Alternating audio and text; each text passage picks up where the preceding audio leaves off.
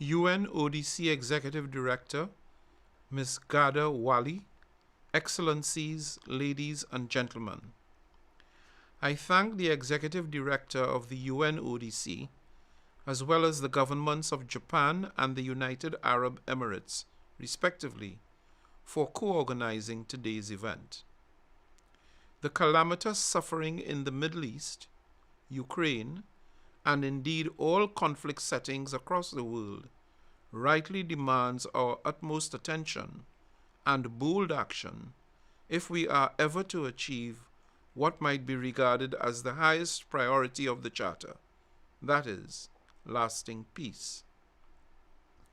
Against the backdrop of this solemn recognition, and as preparations for the 15th Crime Congress are underway, I greatly appreciate the opportunity to participate virtually in today's important discussion.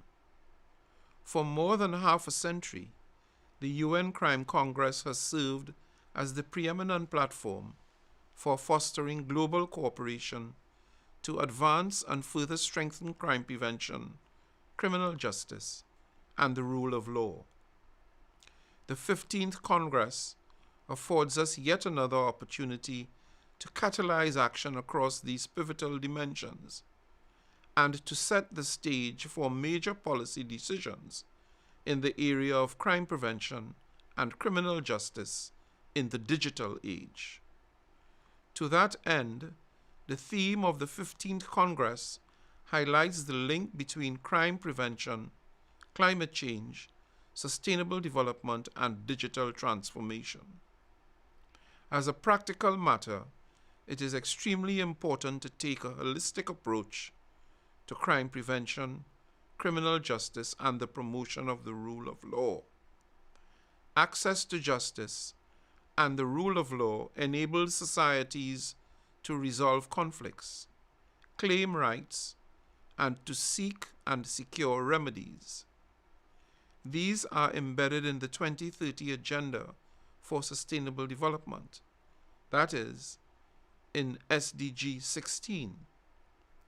Yet, as we slowly transit the halfway point to 2030, it is disappointing to be reciting the commonly known mantra of justice delayed is justice denied for far too many across our societies.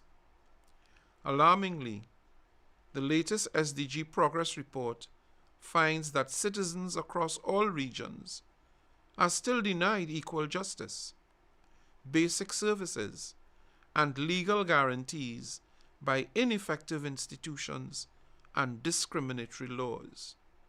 Structural injustice, inequalities, and human rights challenges are keeping the prospect of creating fair societies out of reach for billions of people around the world. We, the United Nations, cannot let this stand. We must take action to address it. To build a fairer, more just, more peaceful, and inclusive societies, critical action is needed to strengthen the capacity and independence of judicial institutions, facilitate the transitions that truly drive sustainable development, and urgently restore trust in the fraying social contract between the state or governments on the one hand and citizens on the other, so that no one, I say again, no one is left behind. Let us remember that Lady Justice wears a blindfold. The moral and legal force of judicial systems must extend inter alia to women, children, indigenous peoples, persons living with disabilities, people of African descent, and countless other marginalized individuals and groups alike.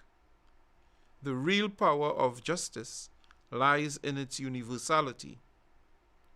As we prepare to mark 75 years since the historic adoption of the Universal Declaration of Human Rights, and in the lead-up to the Summit of the Future in 2024, and the 15th Crime Congress in 2026.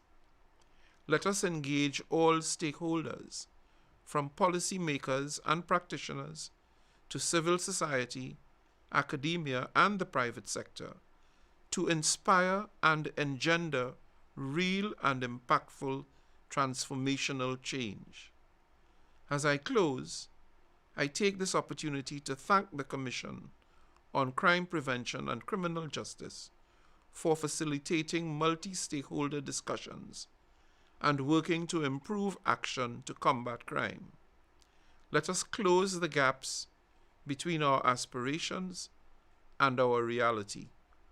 Let us build just and resilient frameworks to nourish the holistic well-being of our societies and thus place them on a firm footing for sustainability. Let us lose no more time. I thank you.